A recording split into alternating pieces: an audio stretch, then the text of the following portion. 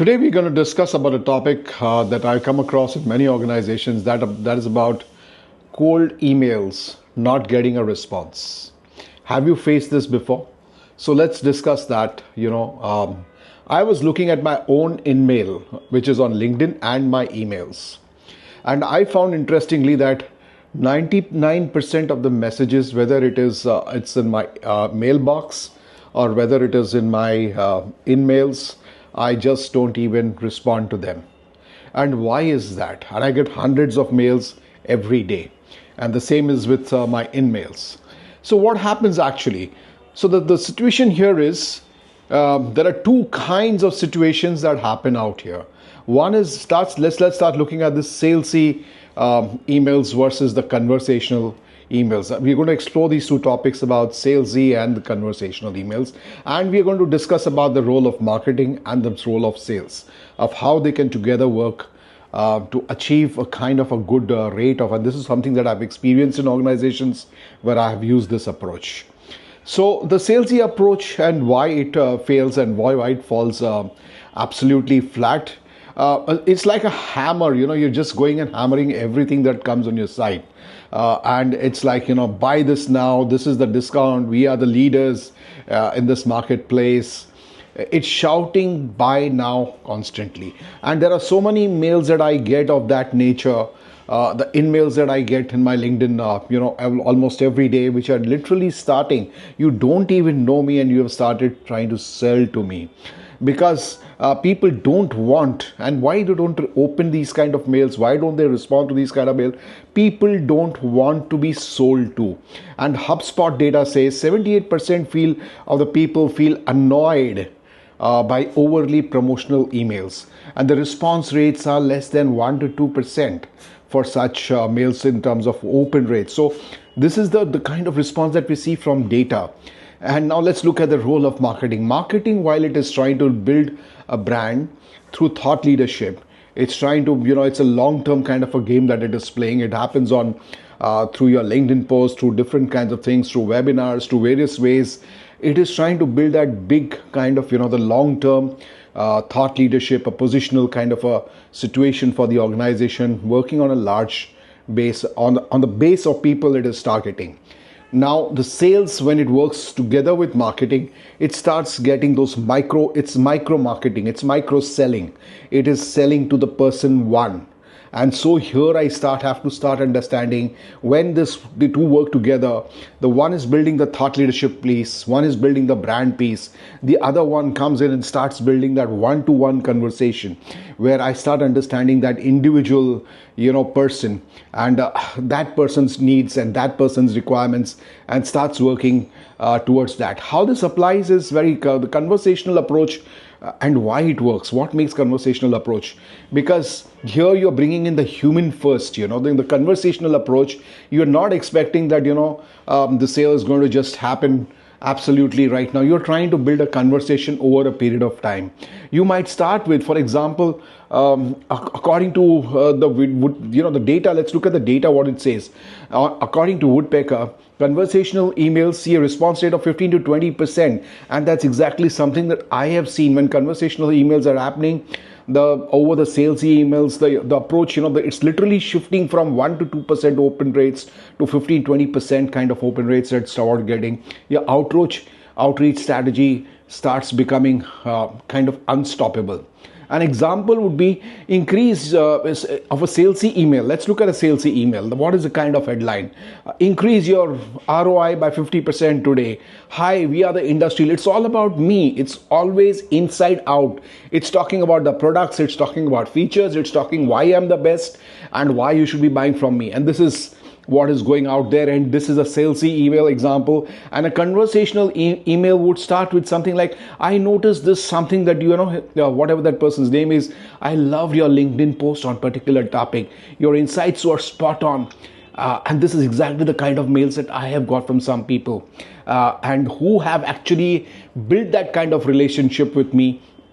at your company we have been helping businesses like you to tackle so and so. So I start with, first of all, looking at me, what am I putting out, what is my interest, and then the conversation starts. And the conversation happens over a period of time. There is somebody who has been conversing with me for a period of time, who's looking at my post, who's looking at what my thought process is, looking at my specific organization problems, and then kind of building that conversation piece with me. I have met such people.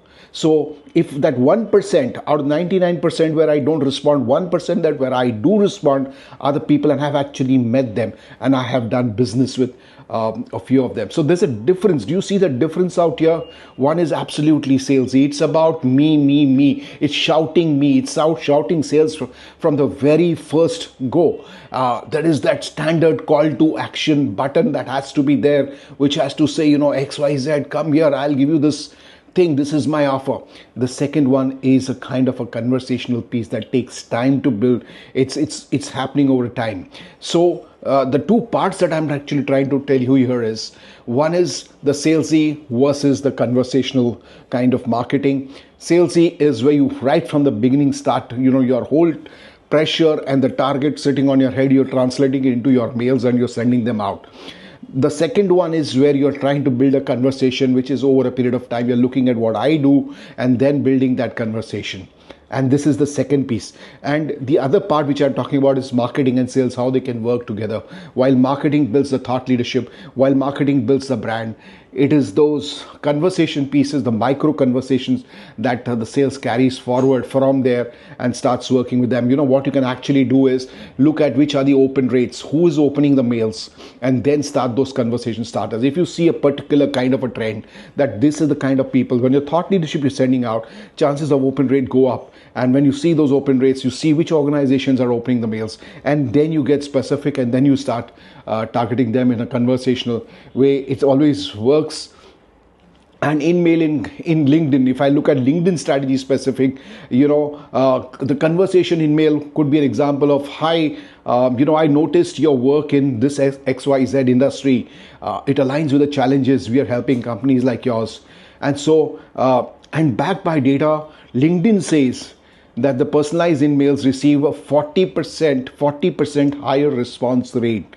So if I'm personalizing my conversation on LinkedIn, I'm getting a 40%. This is the data from LinkedIn itself. So here I want to leave you with 6 thoughts. Personalize through the sales, the micro selling, the micro conversations, let them happen through the sales. That's the objective of the sales, where you're building that one-to-one relationship. You're building it at events, you're building it through email, you're doing through InMail, you're doing it through various kind of conversations. You're trying to build that one-to-one relationship. Build credibility through marketing, and credibility is building that thought leadership through marketing. This demonstrate that ability, that why you are a player to be looked at, looked at in your space.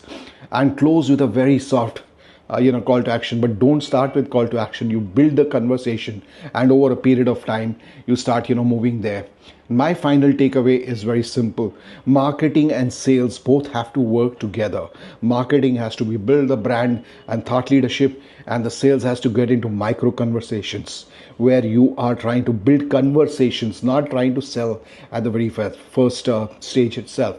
And this is how this needs to work. And when these two come together, and when you're getting into micro conversations, when you're building that brand and thought leadership, you are going to see a much better open rates on your mails. I've seen almost on the brand piece 20-30% kind of open rates, even 50% in some cases. I've seen open rates when it's done well. And then you take conversations from there and start into one-to-one conversations by looking at the person, looking at that specific person, and starting to reach him out in different spots, different places.